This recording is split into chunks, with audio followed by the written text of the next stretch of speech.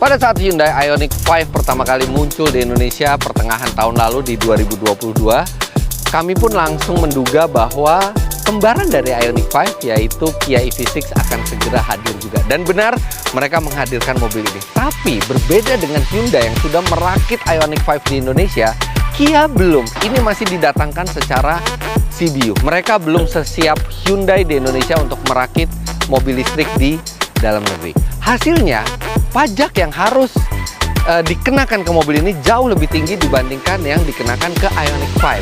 Sehingga itu menimbulkan dilema bagi Kia. Mereka memiliki sebenarnya Kia EV6 yang two-wheel drive, yang kira-kira tenaganya juga mirip dengan yang ada di Ioniq 5. Tapi ketika mereka menjual mobil tersebut dengan tanpa CKD, dengan CBU, itu harganya akan jauh lebih mahal. Bahkan diperkirakan tetap di atas 1 miliar rupiah. Nah, daripada menjual barang yang sama dengan harga yang jauh lebih mahal, sekalian Kia memasukkan tipe yang tinggi dari EV6. Ini adalah yang long range dengan baterai 77,4 kWh, artinya sekitar 5 kWh lebih besar dari Ioniq 5, serta dengan motor listrik yang jauh lebih bertenaga dan kelengkapan yang lebih premium, lebih lengkap semuanya. Dan mobil ini dijual seharga 1,299 miliar rupiah on the road, yang artinya walaupun dibandingkan Ioniq 5 dia sekitar hampir 500 juta rupiah lebih mahal, tapi dibandingkan pemain lainnya seperti Toyota BZ4X, Lexus UX 300e, atau bahkan Tesla Model 3, ini harganya menarik. Dan di rentang harga tersebut, ini adalah yang memiliki tenaga paling besar. Sekarang kita akan lihat detailnya. Sebagai awalan, dengan harga nyaris 1,3 miliar rupiah, yang Anda dapatkan adalah motor listrik yang sangat bertenaga. Kalau di Ioniq 5 dengan rear wheel drive, artinya single motor, tenaganya itu sekitar 217 HP.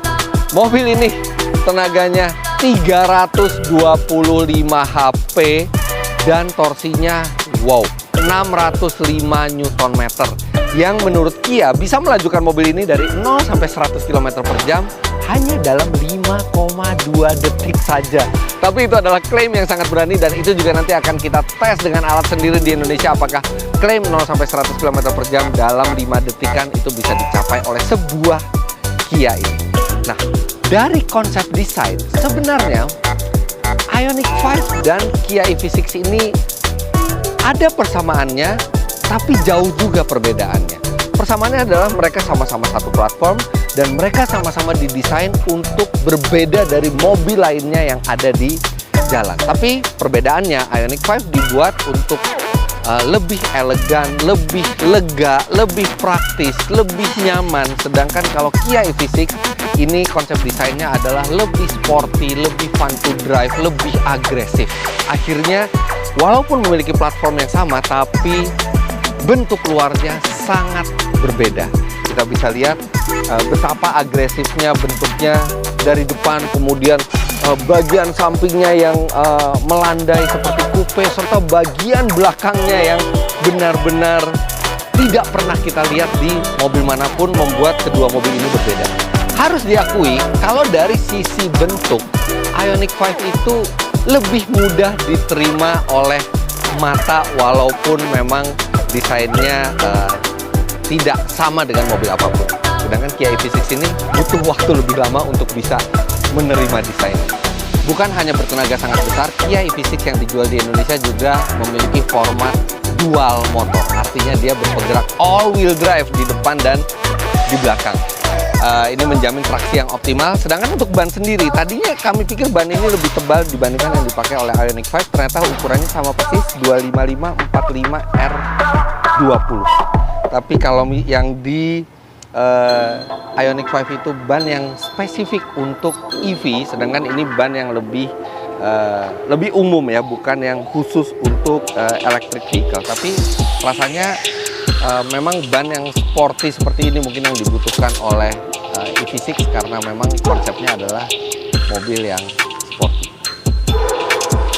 Karena ini sebuah electric vehicle, maka tidak ada mesin yang konvensional di sini, tapi ada motor listrik serta kontrol unit di bagian depan ini serta baterai diletakkan di bawah untuk merendahkan center of gravity karena baterainya cukup besar ya, 77,4 kWh, yang membuat Kia juga mengklaim mobil ini bisa melaju dari 100% sampai 0 itu mencapai jarak 506 km, artinya di atas 500 km.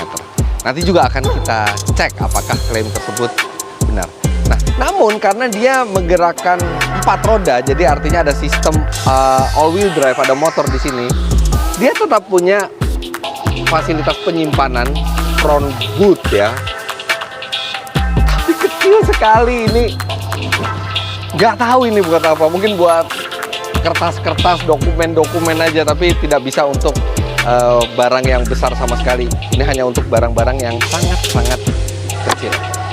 Nah, inilah bagian belakang yang mungkin ini butuh waktu lebih lama untuk bisa mencerna keindahan dari bagian belakang ini.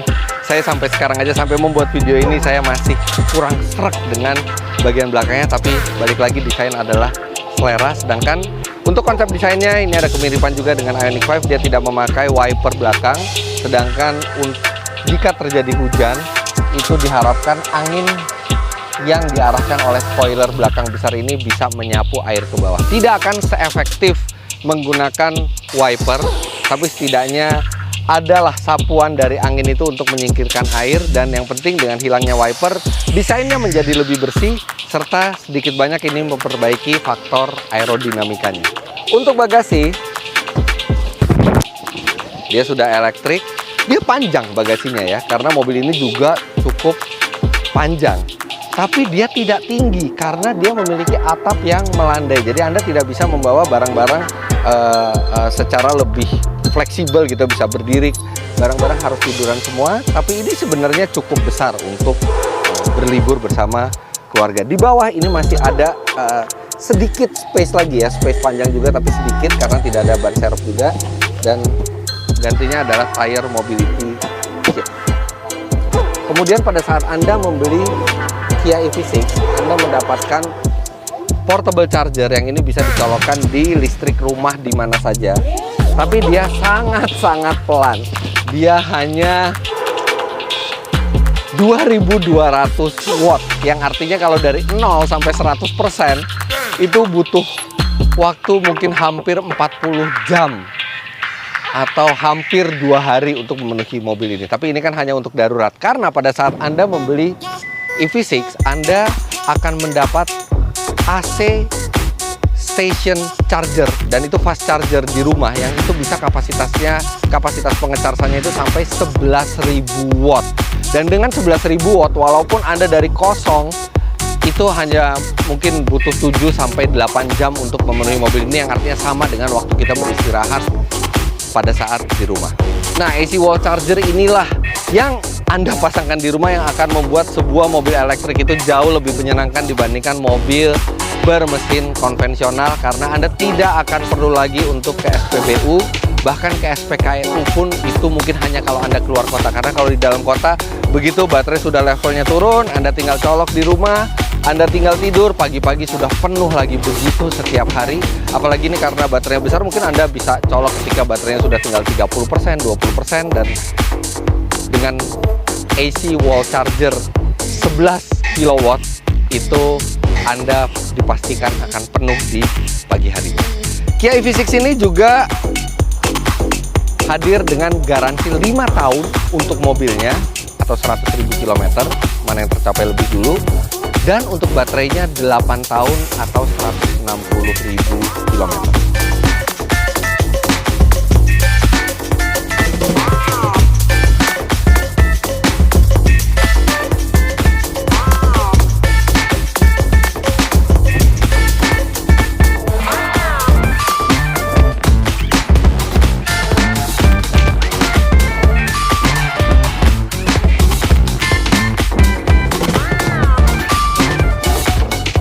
Karena mobil ini wheelbase-nya panjang ya.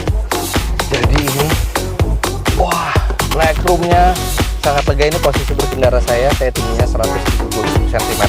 Tapi memang karena atap yang melandai tidak banyak lagi tersisa di headroom, tapi masih oke. Yang kurang begitu nyaman di bagian belakang mobil ini adalah lantainya ini cukup tinggi ya. Walaupun dia rata, tapi dia cukup tinggi. Jadi paha itu kurang tersangga dengan baik. Sedangkan kalau kita mau menjulurkan kaki ke depan, ini tidak ada space terpisah lagi di bawah bangku depan. Jadi buat orang yang seperti saya ini agak kurang rileks.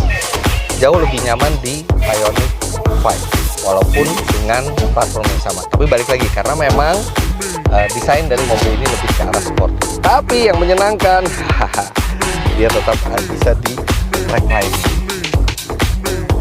Bisa reclining seperti ini. Tapi dia tidak bisa maju mundur seperti saudaranya dari Hyundai. Kalau di Ioniq 5 itu dia bisa maju mundur untuk meluaskan bagasi. Ini tidak bisa, ini fix. Kemudian di sini tidak ada ventilasi AC dan tidak ada USB port karena mereka semua dipindahkan. USB port ini dipindahkan ke bagian jok depan. Kemudian AC ini ada di pilar B. Jadi lebih clean desainnya. Kemudian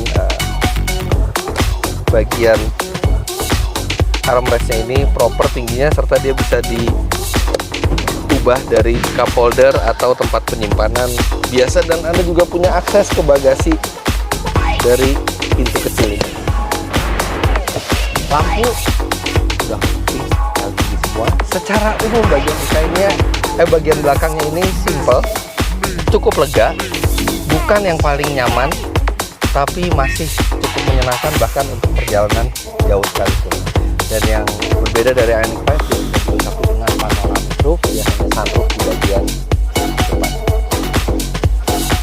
Di depan ini sangat-sangat berbeda, dan jujur aja saya lebih senang desain depan dari EV6 ini dibandingkan Ioniq 5 karena dia lebih seperti kokpit dari spaceship gitu, dan kita merasa benar-benar seperti mengendarai mobil dari masa depan. Lihat ini.